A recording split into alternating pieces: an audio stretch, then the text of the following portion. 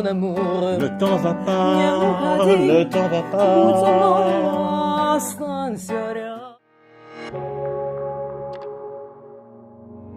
Je m'appelle Véronika Boulicheva. Je suis Yann Alexander. Je suis née dans un village en Russie, dans la région de l'Oural. Ma famille maternelle est originaire du Maine-et-Loire. Et puis mon père est gabonais.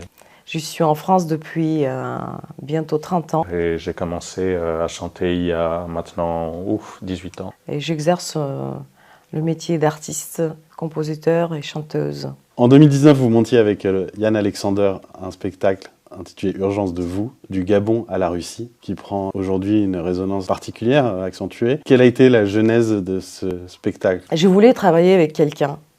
Depuis toujours, je cherchais quelqu'un, mais bon, le temps ne venait pas, l'idée ne venait pas.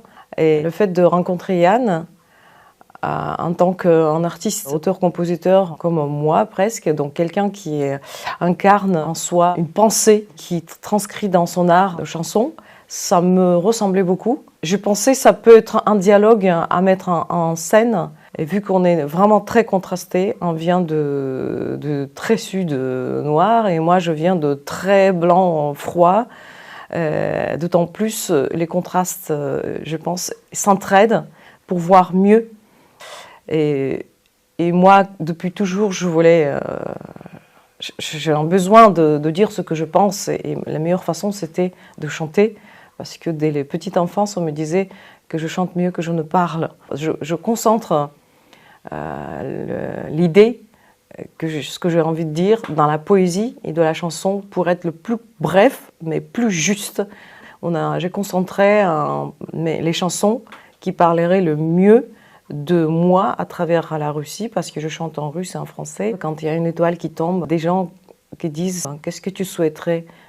Dès le petit, j'ai souhaité la paix dans le monde. Ils disaient bah, « C'est un grand rêve, je ne sais pas si tu vas y arriver. » Mais c'était toujours mon idéal. Pour ce qui est de ces 2 ans de confinement, de couvre-feu et tout, bon, j'ai l'impression quand même d'être un peu à part. Ma perception, c'est celle d'un artiste à part, parce qu'en fait, je n'ai jamais arrêté. Et même quand le pass sanitaire a été mis en place, que je boycottais, on privatisait des lieux où on faisait pas mal de concerts chez l'habitant, comme on a fait avec Véronika une fois de plus. Je dis pas que les choses allaient bien, j'ai eu des moments de très grosse fatigue, de doute, j'ai frôlé le burn-out. La paix est aujourd'hui plus que jamais une urgence, justement. Est-ce que le spectacle a évolué depuis? Vous le reprenez fin mars 2022. Est-ce que par rapport à la première version, vous avez modifié des choses?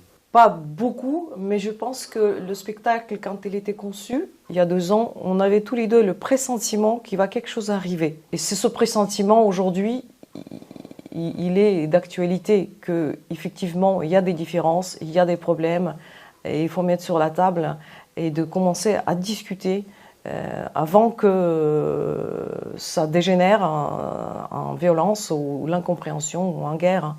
Voilà, donc notre spectacle, c'est on peut dire un exemple que 2 personnes qui ne se comprennent pas, peut-être, ou bien sont très différents, mais on arrive à discuter sans envoyer les cocktails Molotov sur scène. Vous proposez un spectacle atypique, un peu inclassable. C'est un mélange de dialogue et de chant, mais c'est pas tout à fait une comédie musicale, ni vraiment un concert. Urgence de vous du Gabon à la Russie, c'est du théâtre musical. Bon, j'avais pas vraiment d'affinité avec la Russie ou la société russe.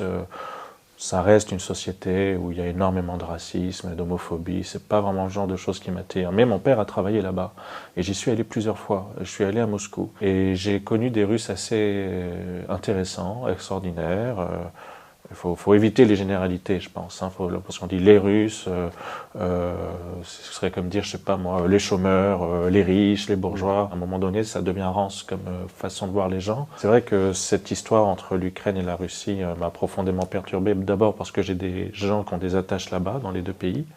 Donc pour moi, c'est concret, c'est pas une vue de l'esprit. Et puis d'autre part, je travaille avec Véronika Boulicheva, qui est russe. Une chanson fait écho à ce conflit, elle s'appelle Intérieur. Ah ben, dès le début, je le sentais comme ça, cette guerre, parce que c'est un conflit fraternel. Un couple, quand ils s'aiment, tout va bien. Après, quand ils se séparent, il y en a qui se séparent très violemment. Vu que les Russes et les Ukrainiens, il y a si peu de temps, se mariaient ensemble, faisaient des enfants ensemble, on parlait une même langue. Et aujourd'hui, c'est identique, c'est un couple qui se déchire. Je le ressens comme ça aussi. Les artistes russes, et même les Russes en général, au-delà du monde artistique, sont aujourd'hui bannis, interdits, persécutés parfois en Occident, en France. Ça vous meurtrit et vous rappelle un vécu qui date d'il y a 30 ans quand vous avez quitté la Russie. Ce serait plus complexe un peu. Je suis une Russe ethnique, ça veut dire que je suis née sur territoire russe, mais ma mère est udmourte, elle est porteuse d'une autre culture, dont en Russie il y en a plus de 100 nationalités, on peut dire autochtones, mais ce sont des républiques autonomes qui ont leur écriture, comme les Ukrainiens, et leur langue, leur religion même, pas des orthodoxes. Donc déjà à cette époque-là, je sais que le monde n'est pas binaire, il est multiculturel. Je ne dirais pas que ça ressemble à ce qu'on vit aujourd'hui. En arrivant en France depuis toutes ces années, je sais que la Russie n'est pas très bienvenue nulle part. En tant qu'artiste russophone, j'étais difficilement classable. Musique du monde, souvent c'est la musique de l'Afrique, la musique qui vient de l'Amérique du Sud, ça peut être toutes sortes, sauf russe. Le russe est considéré une musique classique, et limite folklorique, mais des artistes créateurs, en tout cas dans le chant, dans la chanson, j'étais très rarement programmée. Je faisais toujours peur aux Français, on ne sait jamais ce qu'elle peut nous faire comme un coup. Alors, peu de Français osaient travailler avec moi. Je travaille majoritairement avec des Français ressortissants d'autres pays, comme Yann d'ailleurs, ou d'origine, voilà. Je sens toujours cette crainte, cette peur de l'ours russe qui vit en moi. Qui a franchi un nouveau cap récemment, mais qui n'est pas nouvelle en réalité. Il a peut-être, pour certains Français, il a confirmé. Ouais. Il y a de quoi avoir peur, voilà, on avait peur, mais il y avait de quoi. Et je suis contre la diabolisation des gens en général. Voilà. Et elle me dit, ils vont interdire Dostoïevski en Italie.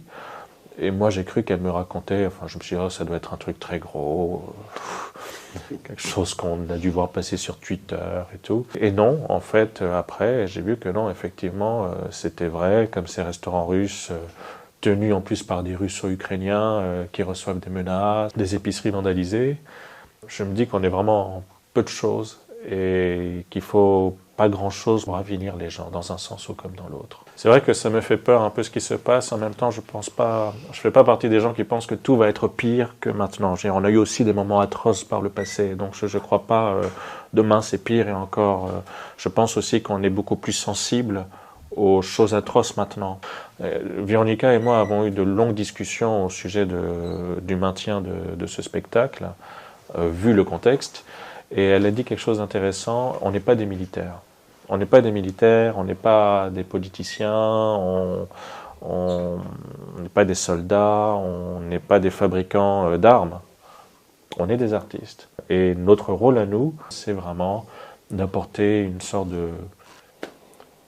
Ça fait peut-être un peu cliché, mais d'apporter une foi en l'humanité, une espérance en l'humanité. C'est notre rôle et je m'y tiens.